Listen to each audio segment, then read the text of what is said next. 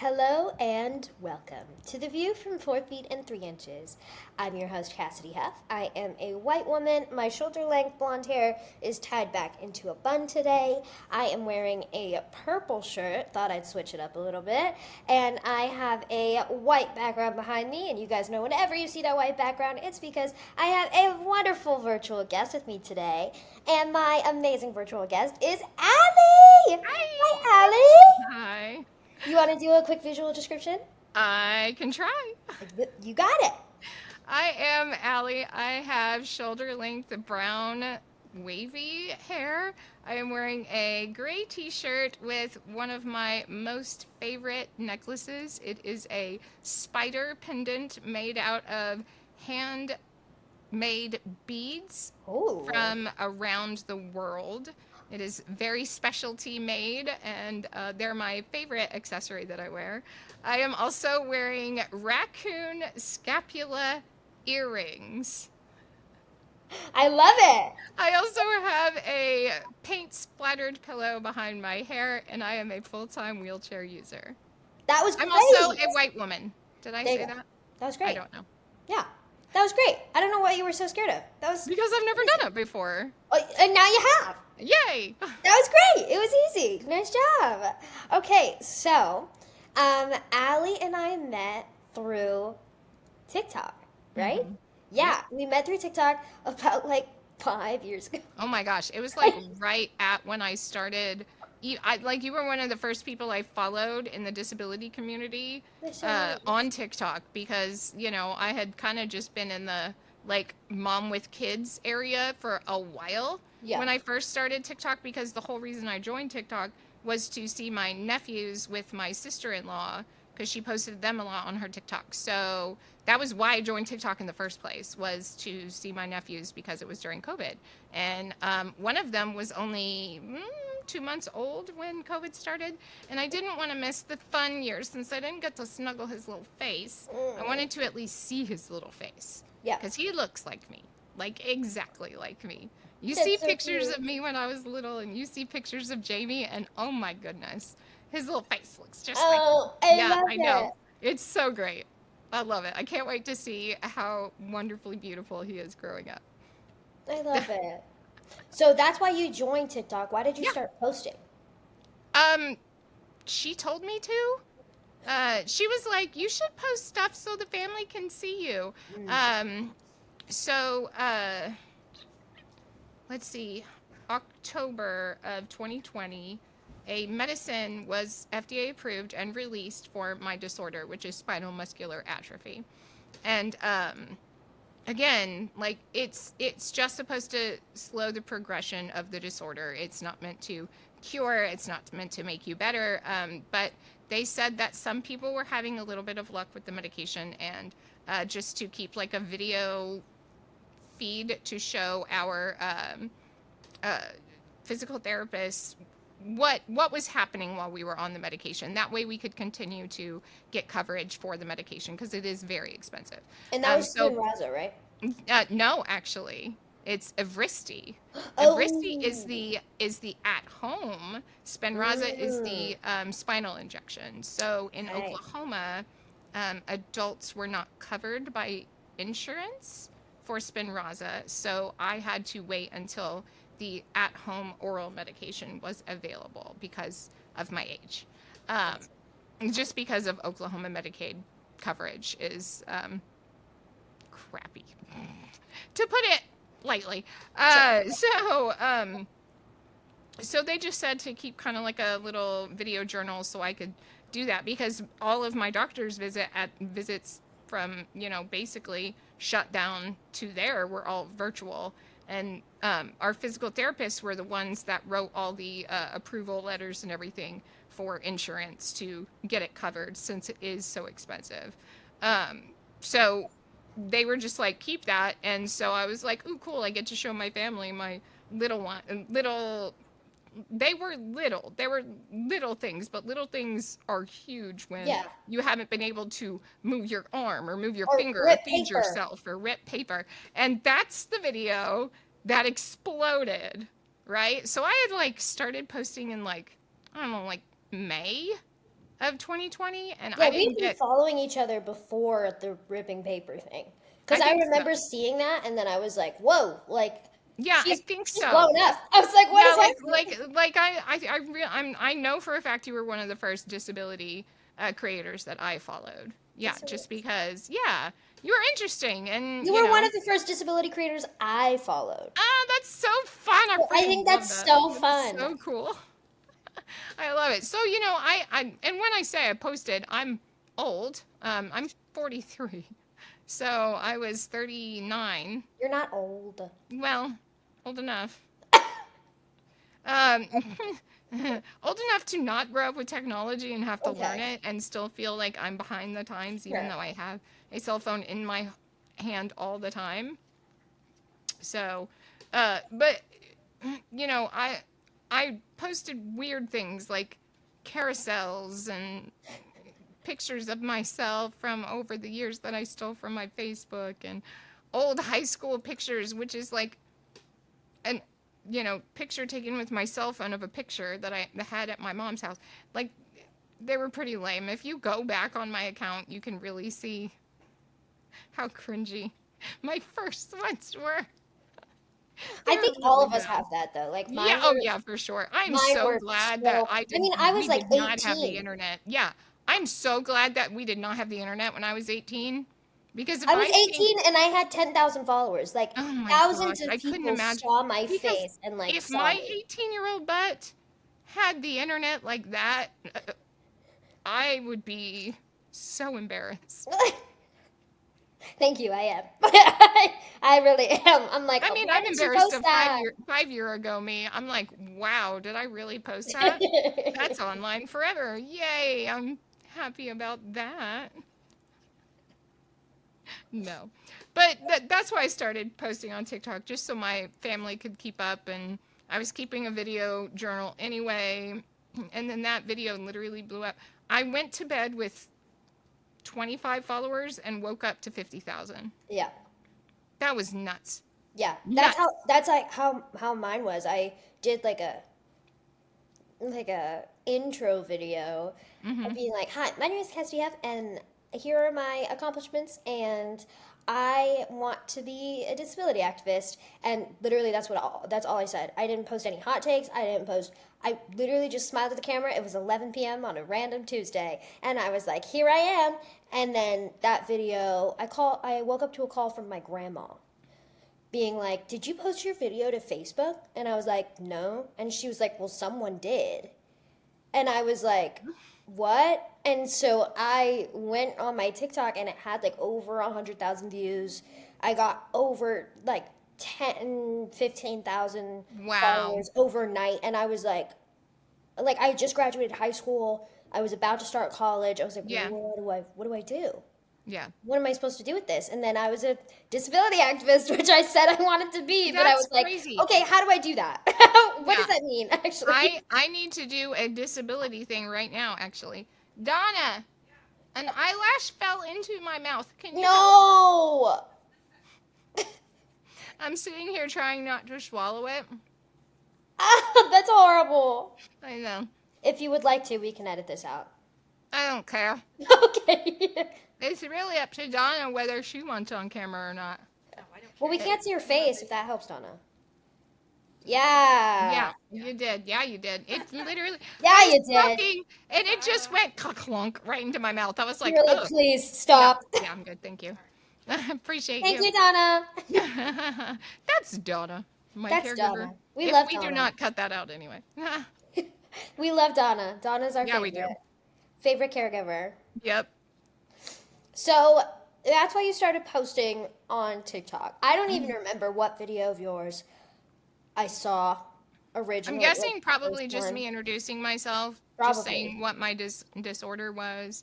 Yeah, And probably. that I know that I started like posting like actual videos where I'm talking, and I'm awkward as heck in them, talking about the medication coming and how excited I was, and that I get to hear from my insurance or not if it's being approved. Mm, And then the next video where like I got some views was me doing a before mm, doing my makeup. mm. I think that one probably got the most views before my paper tearing.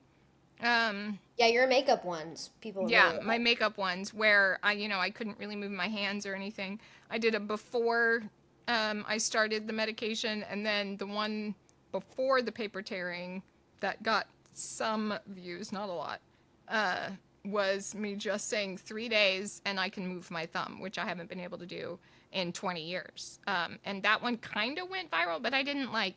I don't want to say viral because viral is my paper tearing video, which is millions of views. This one was like 10,000, which Mm.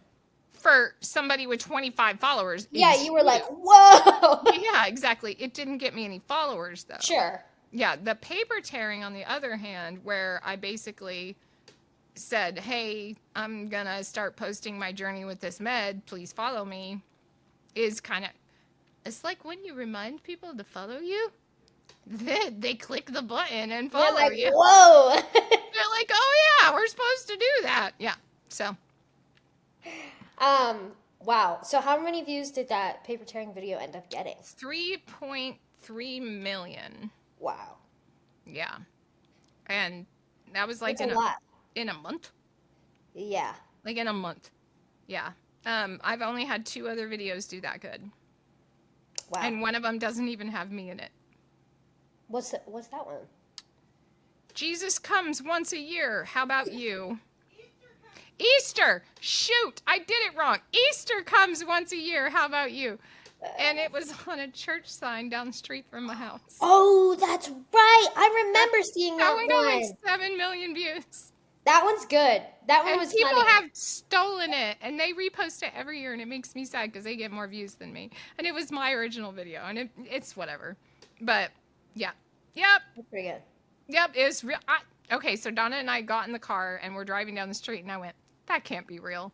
That can't be real." And she goes, "That's real." And I said, "Pull over. Get in the driveway." So we pulled into the church thing, got out. Donna got out of the car, took video of it, and I was like, "There's no way. How is this real?" And on the thing, the girl who actually works at the church, she said, "I told the guy not to put that up. That people were going to take it wrong. I told him not to. He's like apparently like 80 years old. The guy who does the sign." Yeah, Easter comes once a year. How about you? I think it got 3 million stitches. I'm not even kidding. That's impressive. It was hilarious. It was so fun. That was probably the most fun I've had on Right. TikTok was watching all of the stitches because the men were always like, "Not enough." And the women were like, "I'm married to a guy. What do you think?" Ooh. That just messed me up so bad. I was like, haha, that's funny. Yeah. Yeah, my favorite videos that go viral for me are the ones where people think they're funny and then go and I also think they're funny and then people like go and like stitch it or like go and Mm-hmm. like put it into something else and then I Yeah. get to laugh even more. That's my favorite. Yeah. I love it. Okay, so I want to go back a little bit. You were born, not to age you, but you were born before the ADA. Correct. I Okay. was born in 1981. The ADA was passed in 1990. Okay, so you went So I through. was going to public school before the ADA was a thing. Yeah, I want to talk about that because Yeah. so I grew up in a post ADA world Yeah. where I knew nothing Yeah. about what the ADA was. I didn't know about the disability rights movement until I was like 17, 18. Yeah. And I had to educate myself about it because I had I 10,000 also was not followers. educated about it. Don't feel bad. I Yeah, knew I was like, nothing until my what? 20s. Girl, I was completely oblivious. I knew nothing until my 20s.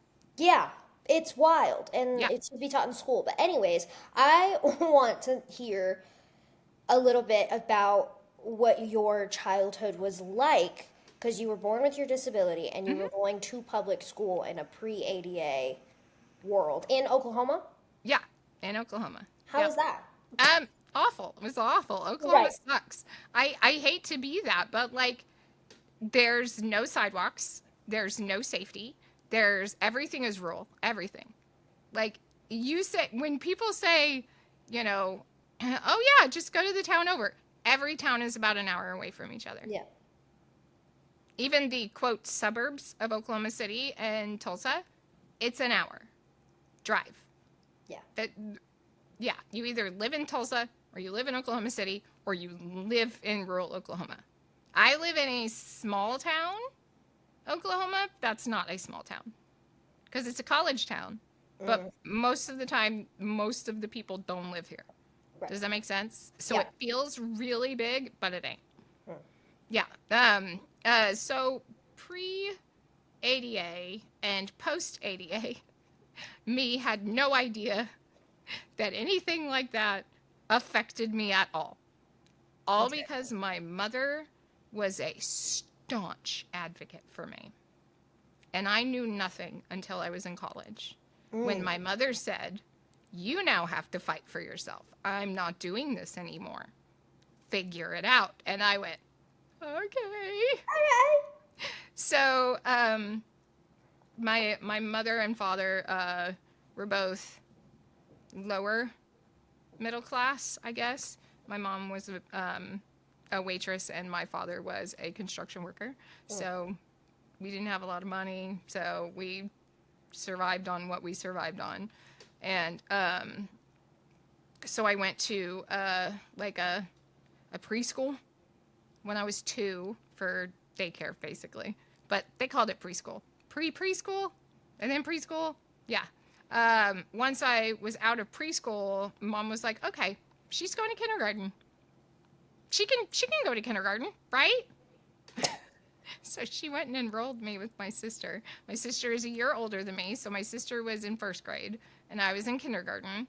And they just went, "She can crawl, right?" And they were like, "Yeah." And they were like, "Cool." That was kindergarten, right? So that was 1986. I was 5. Were Yeah. you in a chair by this point? My first wheelchair I got when I was 3. Okay. A push wheelchair. Yeah.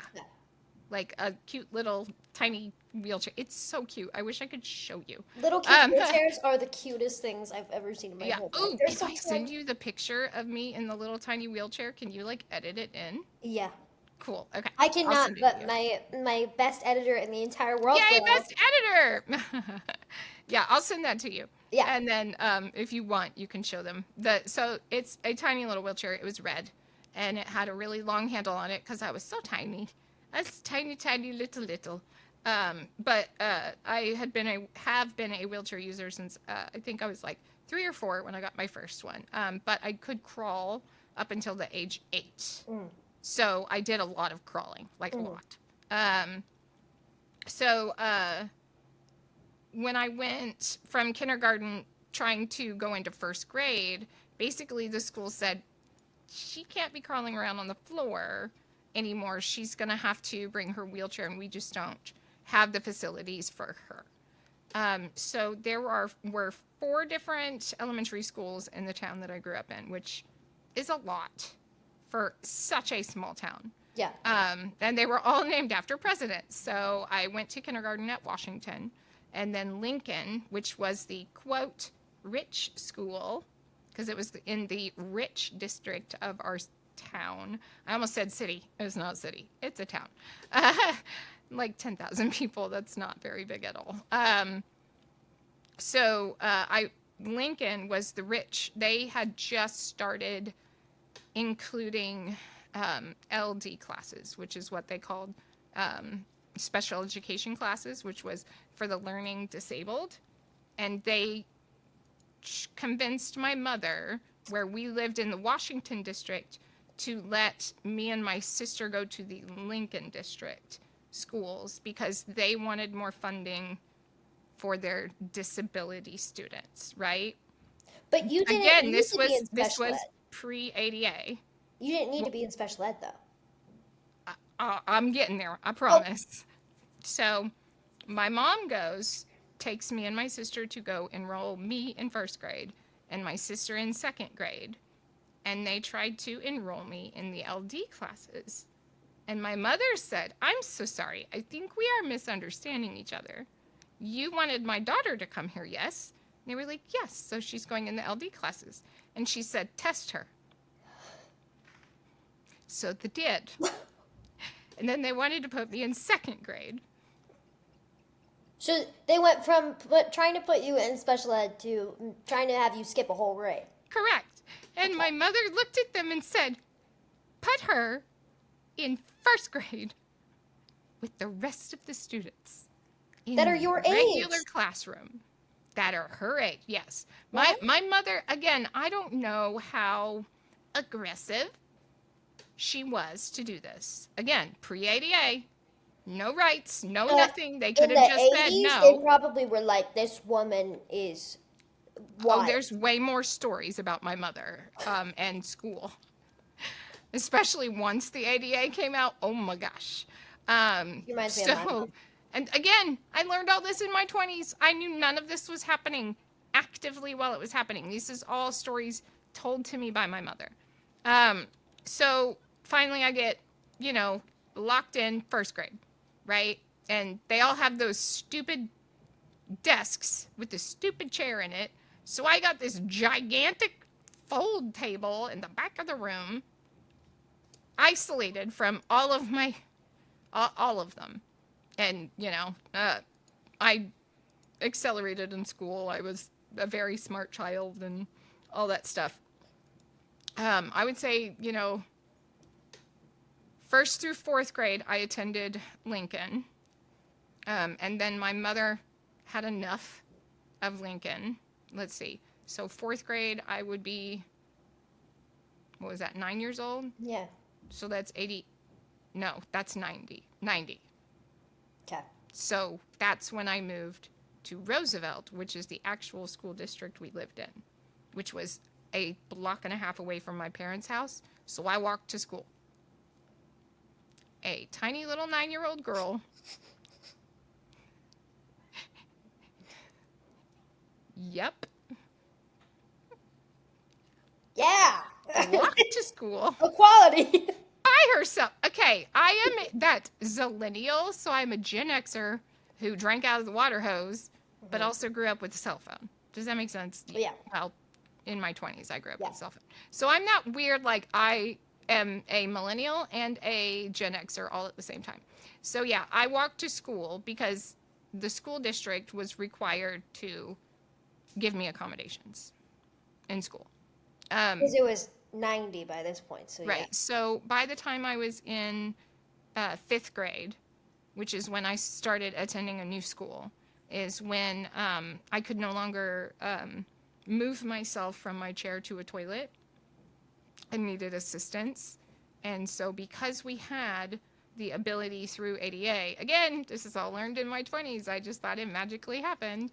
My parents bought a Hoyer lift, and it was, left at the school so the nurses could take me to the bathroom. And I had 2 bathroom breaks a day. So I had to learn at 10 years old to go to the bathroom at 11 a.m. and 2 p.m. So I didn't. Otherwise, you're not going. Right. Or I'd have to wear a diaper. And I refused. Refused. If you think I am a staunch woman with independence now, goodness gracious, should have met stubborn little old me, what young me. I was mean, but I held my boundaries. So that was instilled in me by my mother. Yeah, I was going to say, absolutely. you probably learned from your mom. Yeah, I had to, though. That's the thing. Again, these are things that I didn't think about. I just thought, hey, life is real easy as a disabled person. No, I had my mother screaming at everyone behind me. Yeah.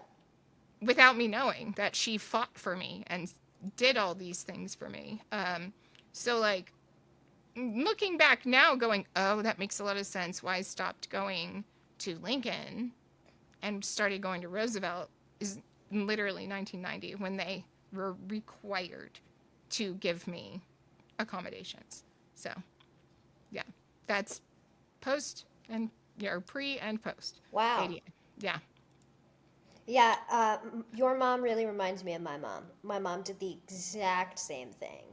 I saw a little bit more of it, but my mom definitely, there were things I didn't know until I was well past that Yeah. age. And then my mom was like, that didn't just magically happen. Yeah. Like, I The was the um reason that happened. the school district guy, what the heck do they call them? Hi, hello, superintendent. There we go. Yeah, superintendent. Superintendent would run away from my mother. Yeah. Mm-hmm. Literally would see my mother and turn around and run away. She would go to, again, I had no idea, these things would happen. I was in marching band I love it. and I was accommodated. We had a van with a lift to pick me up and take me to school. This is all fought by my mother. She said, if my other daughter can take the bus, why can't my disabled one? And they're like, and she goes, I don't care. And then Figure it out. somebody rich donated the van, because we all know how expensive vans were. I mean, are.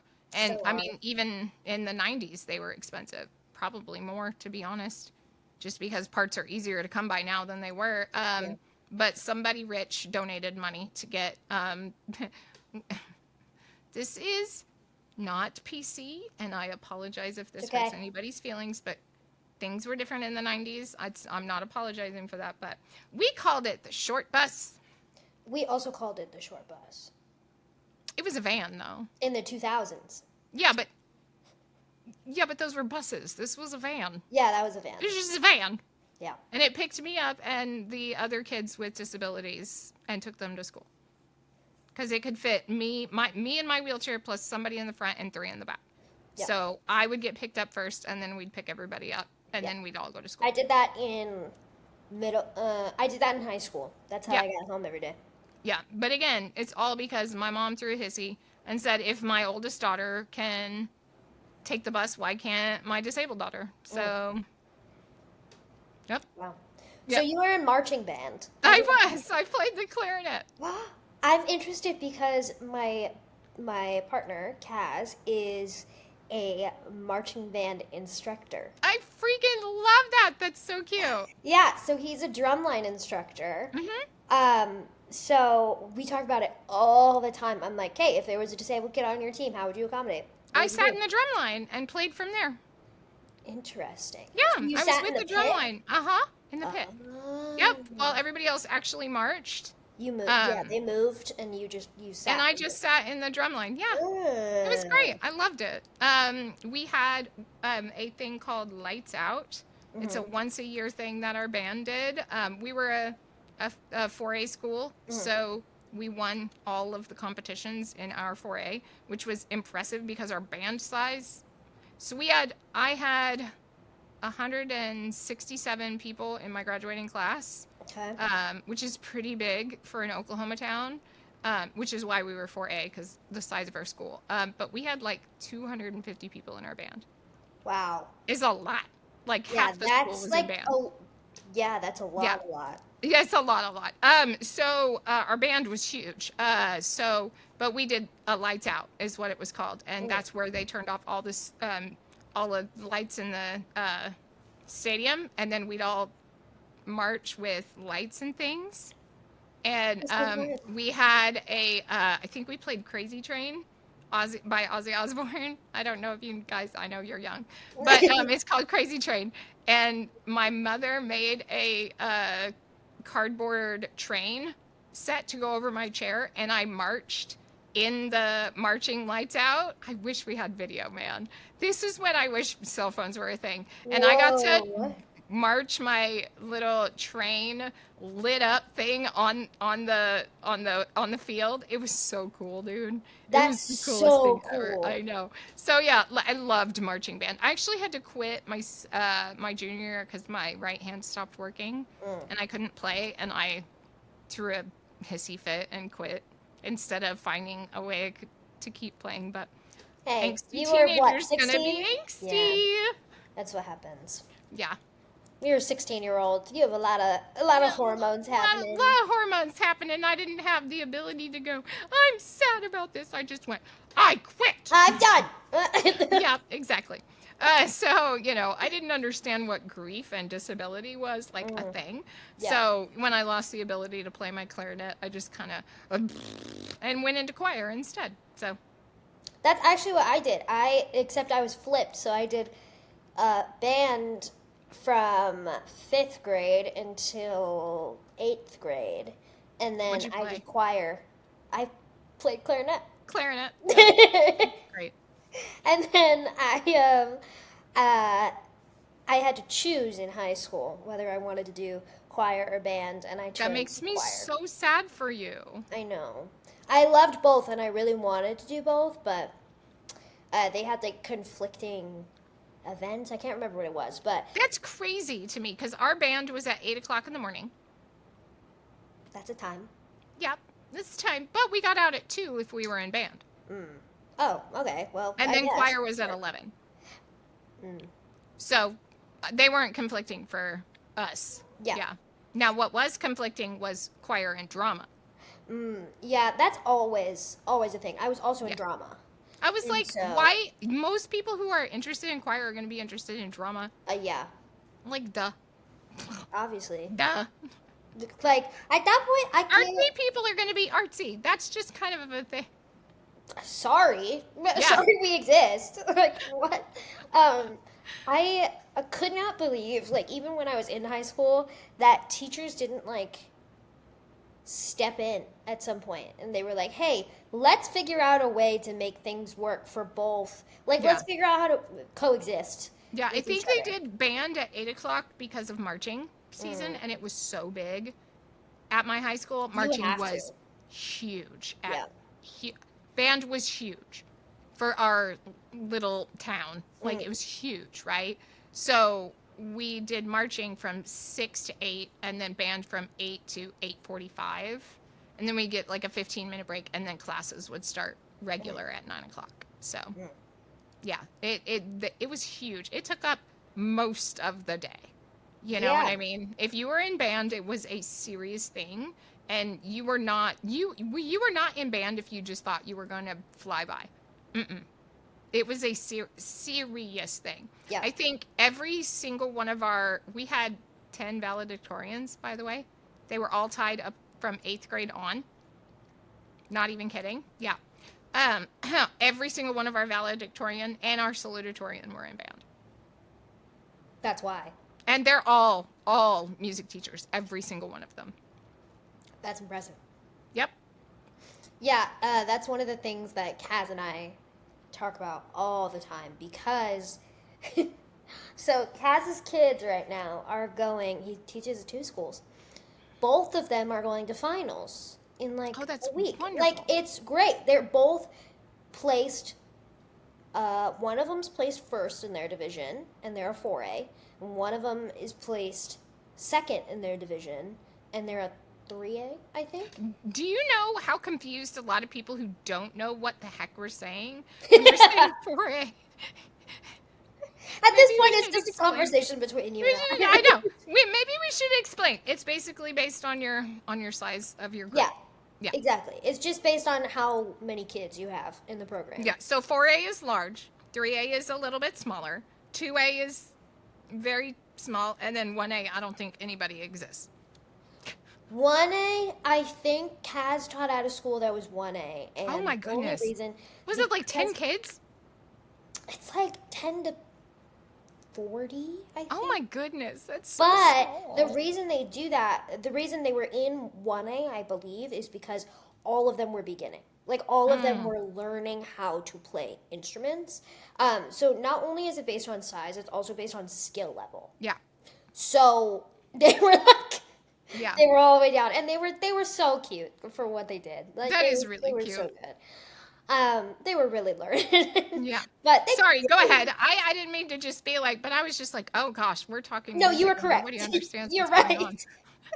You're like, these people are not going to understand what They're we're not. saying. They're just gonna be like, okay, this is boring. But yeah, so Kaz's kids are like pretty up there in Oh, that's cute. I love finals, and that. it's great. Like neither of them have ever been this high before in the rankings, and so we're there. Have I say we because I basically am like, We is you guys. yeah, It's we. I don't go your to any of the accomplishments rehearsals, are but his, and I his are help. yours. I help, sure. Yeah. But these kids are like, next week is spring break. Yeah. Their last rehearsal is tomorrow on Friday, and before they have like 2 rehearsals the week of champs, and then so tomorrow's like their last rehearsal before like champs rehearsals. Yeah, so it's And like so like it's a you need to lock-in be there. season. Like, Yeah. hello? Yeah. These kids are emailing and they're like, "Sorry, I have to go get my wisdom teeth taken out on Friday. Sorry, my mom scheduled a college tour for me on Friday." And Kaz is like, "Are you actually kidding?" Like, he's like, "I'm going to explode. Yeah. Why are these children doing Because this?" it's not their children, it's their parents making them and they don't care. Exactly. Yeah, It's fine. so he's having Not to. everybody can have wonderful mothers like us. It's true. I guess. Fine. Fine, I guess. Yeah, so he's having to like sit down with these kids, the whole staff is, and they're like, "Listen, do you guys want to win or not? It's Like, lock-in season, kids. Come on. get it together." Yeah. Like, hello? I want to go in there and I'm going to be like, "Hey, guys, what are we doing? Like, Yeah. do not schedule your wisdom teeth removal Oh my for goodness. the second to last That rehearsal seems you have." that seems pretty on par though. I did a lot of substitute teaching for choir in junior high and high school, and sometimes had to keep reminding myself they are children. I know. I'm They like, they're not they adults. don't They understand, and their don't get it. brains are not developed. I mean, my brain isn't even fully developed yet, so I can't. Some would argue, that some develop a little bit faster than others. Well, mine might be fully Yeah, developed. she just casually tucks pretend hair behind her ear. Well, For that visual thing that you always talk about, everybody needed to know that she just did that. So, thank you. Okay, so I realized we like glossed over a really important subject, of which would course we be did. what what disability do you have? Oh, I kind of said it. I You have said it, but I don't spinal know if atrophy. people know what that is, though. Okay, so I'm gonna sound really smart for like 2 seconds. I Yeah. promise this is not me. This is science. I have spinal muscular atrophy type 2. It's a neurological it is a neurological disorder that causes my muscles to grow weak as I get older. Basically, the neurons in my body are slowly dying, which makes my muscles slowly die, and I become basically a quadriplegic. I can feel everything, but I can't move everything. It does slowly paralyze you. It also affects the ability to breathe, talk, swallow, open your mouth, move your joints. It causes severe tendon retraction, severe scoliosis. There are 3 types of scoliosis, which is a twist, a turn, and an S. I have all 3 types of scoliosis as well. I had surgery when I was 13 to repair that, and I went from a 39/42 to a, is it 56/67 now, I think. I don't know, but it looks really cool in x-rays. It does.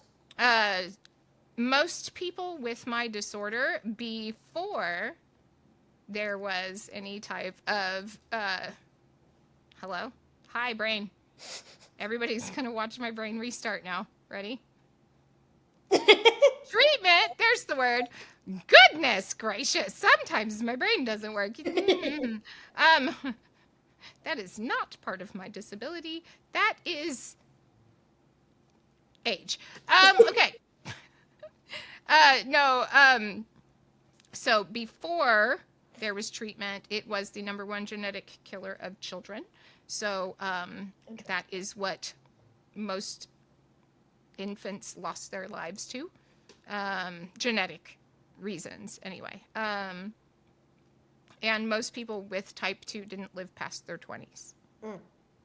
So I was very lucky to live into my 20s before there was treatment. I was very lucky to live through my 30s when there was no treatment. And the fact that I am on treatment now, I never thought I'd even live to know what caused my disorder, let alone a treatment or be on one.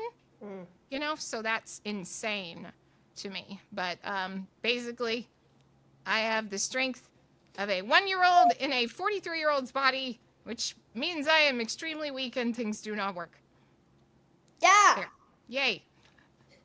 We were talking about it, and then I was like, some people don't know that it is. I talk about my condition the same way. I'm like, so anyways, CHS does this, and then I get all the comments being like, so what actually is So it? what is that? I'm like, oh yeah. Oh yeah, you have not lived 22 years with Mm-mm. this existence. I should probably fill you You know, in. not a lot of people know about disability. You got to be a True. little bit more specific. It's true. So, what age did you move out on your own? 18. 18. Yep. And how did that work for you? It was awful. I hated it. I moved in and out of my parents' house probably every 6 months. Fair. So my mother taught me to be an extremely independent woman. She wanted me to be able to live a normal life, just like everybody else. And although I did have to, while living under her roof, be home at a certain time to get in bed at a certain time because she was the one putting me in the bed. And she said, You know, that's if fair. you're living here, you're paying rent. And I said, okay, but if I'm paying rent, why do I have to be home when you say? Me. Again, teenage angst is a real thing. Looking back at it now, I'm like, oh, I was kind of a dick to my mom. Sorry, Mom. You know, my mom and I are very close. So it's fine. We're fine. It's just, you know. Be nice to your mom, please, guys. Like, you'll regret it in your 40s. I promise. But I would move out with a friend, and Mom would be like, okay, see you later. She was very supportive. She wanted me to live a life as normally as possible, and if I found a place that was accessible and my friends would take care of me while I was there, then awesome. And when that fell apart, because it always fell apart, Mom would go, yep, come on back, but you still have to live under my rules. And I got older and older and older and older and hated it and hated it and hated it, and found a boy on the internet and moved halfway across the United States after meeting him once in person. Yep, yeah, I know. I know. She's making a face. See, and before we started recording, you were like, I don't know how to do this visual description thing. Now you're better at it than I am. Yay! So I moved in and out of my parents' house often. And, you know, went through rebellion and did all the things that you're not supposed to do. And I didn't break the law, but I came pretty friggin' close to it. Hey, but you didn't though. So I didn't. Because I am chaotic good? No. Lawful chaos? And what? Donna, you're the D&D person. Help. Chaotic neutral. I'm okay with rules and I follow them, but I will do it chaotically. Yeah. So.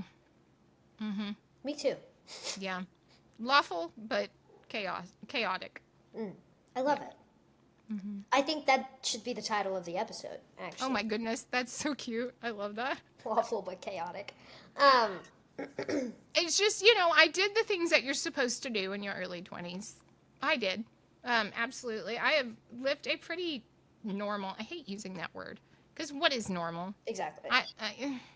But, you know, I did very typical things of a, you know, late teen, early 20s should do. And again, like I said, I met a boy on the internet and met him once in person and moved, you know, away from my family and lived with him for 12 years, you know. So, you know, that went okay. And then he didn't want to do anything anymore. So this is where the sadness comes in. So I'm really sorry if I go from really happy, bubbly me to the trauma-filled Allie That's that fair. you guys are going to get. So he was done taking care of me. So he called Adult Protective Services and they placed me into a nursing home. I was in that place for 7 days before Donna, who I met playing World of Warcraft and had been my best friend for a year, said, "Can I come get you?" And I said, "I don't know if you want to take care of me." And she goes, "We can try it." And she moved me back to Oklahoma. She just happened to be from my home state. As random as heck that I met my hetero life mate That's, if you guys know who Jay and Silent Bob is, you'll get that reference. If you don't, you're not a Gen Xer. It's fine. Um, but she's my hetero life mate, and we do everything together. And she rescued me from a life in a nursing home because the state didn't know what else to do with me because I had no family, no nothing at all. My sister actually lived in China at the time and was visiting the United States, and almost her entire vacation she was in Colorado trying to find a place that would take me because a hospital wouldn't take me, a nursing home wouldn't take me. I only got in on a 30-day respite at a nursing home because of my sister. She took everything and just found a place. We looked for places in Oklahoma that would take me that was closer to my family because, again, my sister lived in China to take care of me, and my brother was a newlywed. And I was like, I am not moving in with my newlywed brother and ruining their marriage. So, and that was my decision, nobody else's. And my parents are elderly and just physically could not take care of me. So a lot of people are like, well, why didn't you move in with family? Blah, blah, blah, blah. Because it was my choice. I got to choose that. And I would have moved in with my sister, but again, she lived in China. Yeah. Can't really move to China. Well, and that was the only thing that you had control over at that point, too, was, no, I don't want to live here. No, I don't want to live here. Let me help figure this out, you know? But I think people are very quick to judge and be like, well, why didn't you just choose the first option? Because that's the only thing that you had control over at that point. Like, my mother and father were very willing to bring me into their home, but they physically could not take care of me. Yeah, and so what I were you had supposed to to do? I had to be a resident of Oklahoma for 60 days before I got medical coverage, which is what would have paid for care to get me in and out of bed. And I had no one in where I live, where my parents live, to get me in and out of bed. You know what I mean? I didn't have anybody to physically take care of me. There was somebody physically in Colorado that was taking care of me for 30 days. Right? And Donna and her brother took me in and said, nah, you're coming to Oklahoma City and you're going to live with me. Her brother.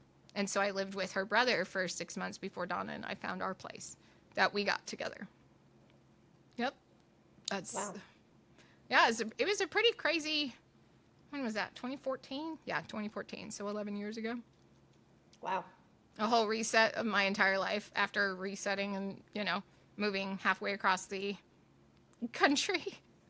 Okay, stop me if you don't want to talk about it or if this is out of line for me to say. But you were married I was. to this man for 12 years. And then I was only married to him for 6. Okay, but we were together 12. For Correct. 12. Yeah. And he just one day said, you know what?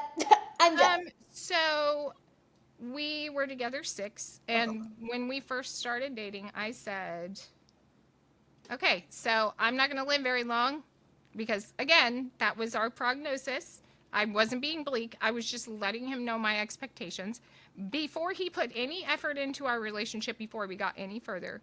Because I told him, I said, these are my expectations. This is what I want. And if we're not on the same page, there's no reason for either of us to continue wasting our time on each other. Sure. Because, again, at that point, all of my friends had slowly been dying off. All the friends that I met at muscular dystrophy camp, they were slowly dying off because they were in their mid-20s. I was early 20s and they had already started dying. So I let him know. I was like, look, I'm not going to live very long. And so you've got 2 years to propose. 2 years after you propose, you got 2 years to marry me. That's it. I'm not saying that you have to marry me today. I'm not saying that you have to do any of this today. This is the expectation. I also told him I was unable to have children.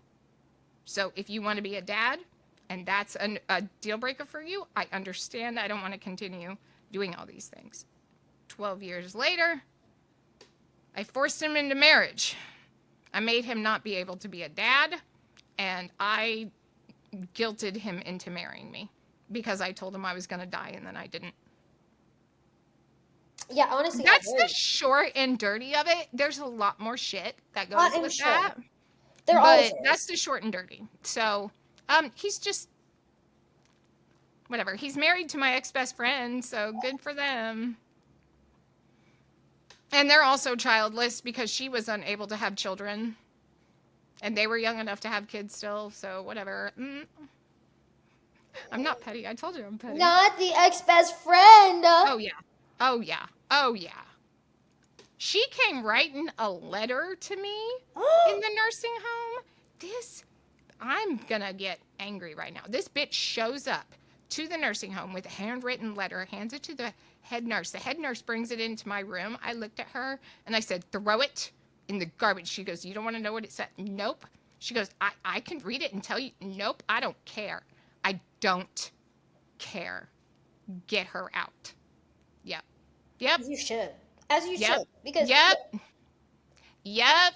because what were you Yep. gonna do? Read it? No. No, I don't No. care. I'm There not is reading that. no room anywhere for him to call Adult Protective Services to put me in a nursing home Yeah, and for her that's to the show part. up apologizing for him and her getting together. Like, no. Just be a man and say, I found somebody else. Get out. Like, he didn't even give me that. Why You did you know? call Adult Protective Services? That's my Because he didn't know what else to do because he was my full-time caregiver. He got paid $60,000 a year to take care of me. Well, right. But like, how about we're both He adults and got let's paid talk about it. $60,000 a year to take care of me. And that's a whole And salary. uh-huh. That's a living wage. Yeah, what? Do you know how much Donna makes? Not that. Not that. Yeah. Like, what? That's wild. So instead of being Wild. like, hey, person that I've been with for X amount of years, I want a divorce. Let's Oh, talk we were about this already legally like adults. paper divorced. Okay, We had to for me to keep my Medicaid. sure. That would make sense with the Yep. current disability. And the judge knew it too. The one who said yes to our divorce, she knew it. She said, I want you protected, right? And wrote all this stuff, all the caveats to us getting paper divorced, which was, it was only like a year after our paper divorce that all this happened. Mm-hmm. So we got paper divorced, and basically the judge said he has to pay your rent for the next 5 years if he stops becoming your caregiver, is what she said. And that was in our paper because he got the house, he got the car, he got everything in his name because I wasn't allowed to have anything, obviously, because of being disabled. Obviously. If you've covered this at all, or if anybody knows anything about disability, you're not allowed to own or have anything if you're disabled. So there was a reason why we were putting everything in his name. The judge knew it. She was on my side. She was trying to protect me. Yeah. And because I moved all the way back to Oklahoma, and it obviously was in a state of mental not okayness. Yeah. Yeah. I didn't have the ability to fight him in court for him to pay my rent for 5 years. But instead of being like, let's talk about this like adults, where do you want to go? Like, if I'm not your caregiver anymore, how I do had you want to nothing. I had handle no this? time. No time. Nothing. You just went, Yep. hey I'm guys, done. come get her. I'm done. Yep. What? Yep. I cannot, like, you have a whole relationship with this person. How can you do that? He was my best friend, and I think that's what I was like more upset about is that Yeah. he didn't even like talk to me. Now he did have a history of cheating, and that's my own fault for continuing to these mistakes that you make in your 20s. Whatever. I had trust issues with him anyway because of his history of cheating. So obviously, of course, he's not going to tell me that he's with someone. Sure. You know, like whatever. Again, like I said, there's a lot of stuff that goes to the story, but the short and dirty is, yeah, he's a piece of shit. Period. I had no warning. I None. agree. I don't even know this Yep. man. And I'm like, Yep. yeah! Yeah. No. I don't need Okay. to know this man. What? My favorite thing is everybody's like, who knew him was like, what? What happened? He did what? Why did this happen? Because it was like everybody was like, what? Yeah. Like, even Donna was like, where did this come from? You know what I mean? Because she had met him in person.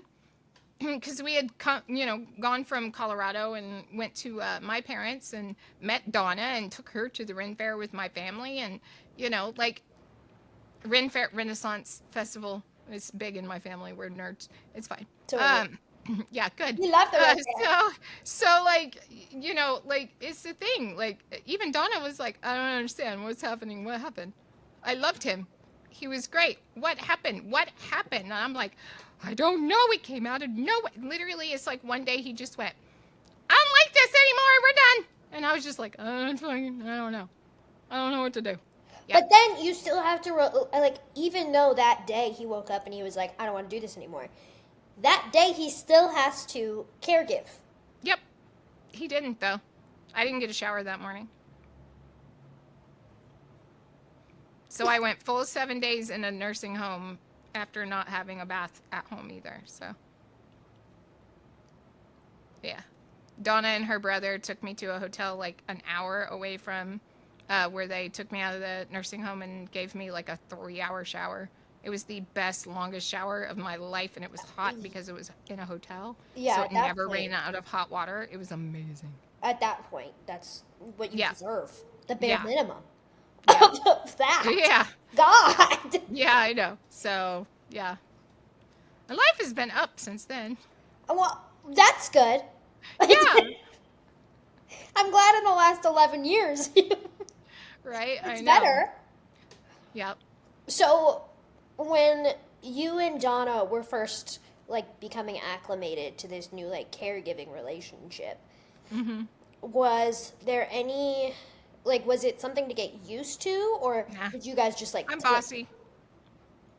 Me? Yeah. Yeah. I'm bossy. I've had to learn how to ask strangers for help Sure. and tell people what I want the way I want it, and how to, I think the thing that it took the most to get used to was not saying please and thank you. Mm. It drove her insane. She said, do you understand how that feels, saying, could you please get, thank you. Like, I know you're thankful. You don't need to tell me. And so now I'm used to not doing it. Mm. And when I'm live doing my makeup and I don't say please and thank you, everybody's like, why do you treat Donna like shit? And I'm like, here we go again. She told me to. And then Donna has to come over in the camera, which she hates doing, by the way. Anytime she's ever on camera is because I've been like, please, please, please, please. Yeah, she hates it. She doesn't like it. She's like, she comes over and she goes, I told her not to tell me please and thank you. I hate it. They don't understand the relationship that we have. You know what I mean? We went from, she lived at home with her mom because her dad had just passed away, so she was helping out her mom. And then we got our own place, so she had basically been not caregiving, but helping out her mom. And then going from helping out her mom to helping me out, to us, going 12 hours to school every day because I got in the music program in my mid-30s and decided to be a musician. That's hard. So, you know all about the days. You know all of it. So, Donna was doing all of that with me to COVID hitting 2 weeks after we moved into the house we built together. Like, I have a Habitat for Humanity home because the way we got it was super fun. The only way for me to get up on the stage at my school was through the service elevator, and it broke my wheelchair because it wouldn't go all the way down, and I had to clunk out of it, and it broke my tire, so I had to get my chair fixed. And if you have ever had a wheelchair, it takes months to fix. So they gave me a chair that was a rental, which was too big for my body, and it wouldn't fit in the only elevator that went up and down to go to the only bathroom I had on campus. So I had to catastrophically withdraw from that, semester, to that semester, And I was depressed, and it's because we didn't live in town. I couldn't do anything. I couldn't go anywhere. I couldn't go for a walk because there's no sidewalks in rural Oklahoma. Uh, so Donna looked for loans for people with disabilities to buy their own home, because I was just like, I'm sick of renting. It's taking all of my money. I don't know what to do. I need to change something. And Donna found Habitat for Humanity, and she worked for a lawyer for 10 years. So she's really good at paperwork and made me look real good on paper and filled it out. And usually it's like a 2-year waiting period. And within 8 months, I was approved for a Habitat for Humanity. I also have really good credit, which really helps. Yeah, So, that does help. yeah, for moving in and out of apartments and stuff with my friends. Because you have to have good credit to be able to do that. It's true, you do. Yep, you do. So building up my credit over years and years and years has helped me get the Habitat for Humanity. And it literally got finished in the January of 2020. We moved in a week before spring break. Yep, and that's when everything shut down. Yep. That's impressive. Yep. So, yeah. Wow. Yeah.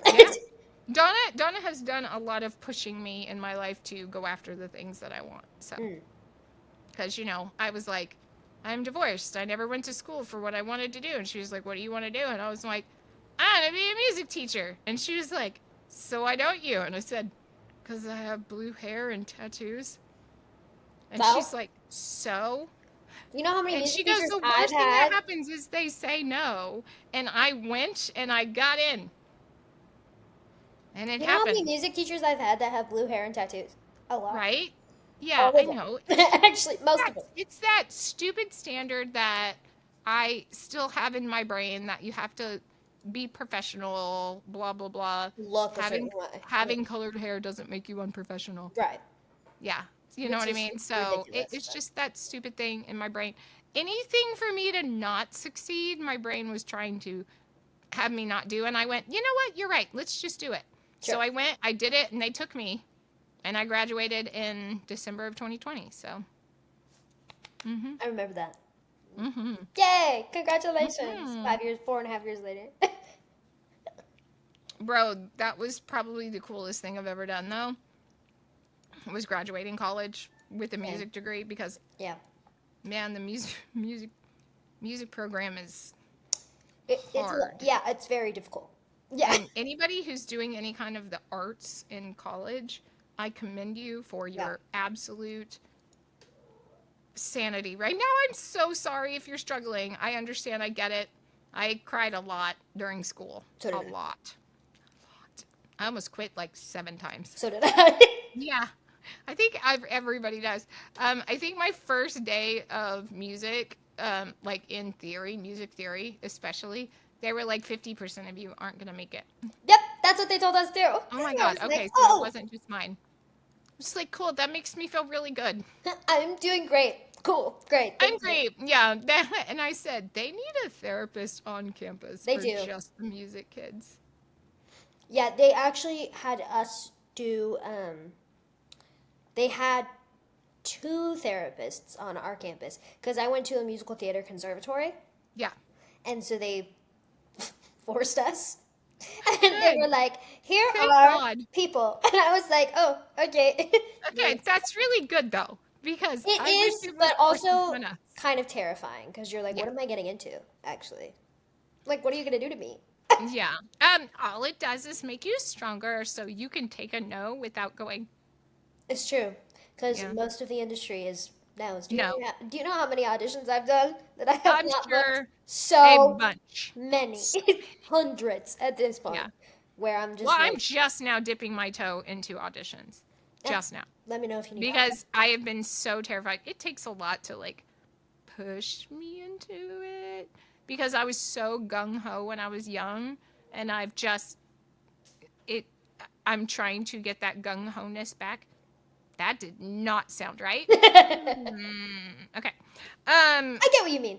Yeah. I'm just trying to get that, like, gumption back. Yeah. You know? The drive. Yeah. Yeah, the drive. Well, I have the drive. It's the not listening to that brain that goes, oh, that's really scary. What happens if they say I don't yes wanna and you do actually it. have to do any of that? Yeah. Well, if you ever need any help with auditions, let me know because that's literally a Yes. full-time job. So, Yay. That's okay, I fun. have one last question for you. Oh, no. Okay. You'll love it. It's great. Okay. You've already watched a few episodes, so you know what it is. Oh, yay. So my last question for you is my main demographic on social media are young teenagers, like 13 Yes. to 18, usually. I had like two 7-year-olds come up to me a few Aw. weeks ago saying, like actually I had 3 or 4 7-year-olds come up to me in like 3 or 4 separate instances, and they were like, you do YouTube, right? So I think my demographic is actually a lot younger than I'm getting, because I can only see like 13 is the youngest age, Right. but like clearly there are younger kids watching. Right. I get a lot of comments all the time about I'm disabled and I'm this age, and how do you love your body, or how do you advocate for yourself, or um, how do you stop listening to that voice that tells you things are too scary because they're not built for you, or how do you get the courage to move out on your own and start your own life, or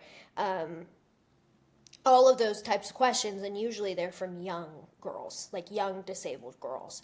Yeah. So my question is for you, what would you tell them, or what would you tell yourself at that age? Do it scared. Do it scared. It is scary, and you're allowed to feel scared. Just do it scared. But also have a backup plan. Never do Yeah, that too. things without the backup plan. Backup plan is important. Make sure you have that support system that is supporting your scaredness, and know that you have something to fall back on. But do it scared, because that's what I'm doing. I'm 43 years old, and I'm trying to do things scared. I have done more auditions in the last 3 months than I have ever done, and I've been wanting to do it for 5 years since I graduated. I did perform in the biggest place in New York ever that I never thought that was ever going to happen, and that wasn't an auditioned piece, but having that on your resume helps a little bit with your auditions. So I am auditioning more, so I am doing it scared, even though the whole time I'm like, oh my God, I'm terrified. Yeah. So do it scared. I love that. I love that question because everybody always answers it differently. Oh, that's great. I know. It's like my go-to question for everybody. Where can people find you? You can actually find me on any and all platforms under ALLIEWHEELZ. Although I am cutting back on how often I post, it is not planned content, but I am still putting out things when I feel like it is necessary, or it just kind of hits me in my soul and I need to post something. There you go. And also, everything that Allie just said will also be in the show notes, so you can go find her there as well. Awesome. Also, you can go find me on all platforms. Please make sure to like, subscribe, comment down below something you learned or something that you love that we talked about today. And also give this show a 5-star rating depending on where you're watching and listening. Go follow me on all platforms because I do post on TikTok, Instagram, Facebook Reels, and YouTube Shorts every single day. I post a YouTube vlog that comes out every Wednesday and a podcast episode here on The View from 4 Feet and 3 Inches, out everywhere you listen to podcasts. That comes out every single Sunday. Thank you so much for watching and listening, and we will see you next time. Bye!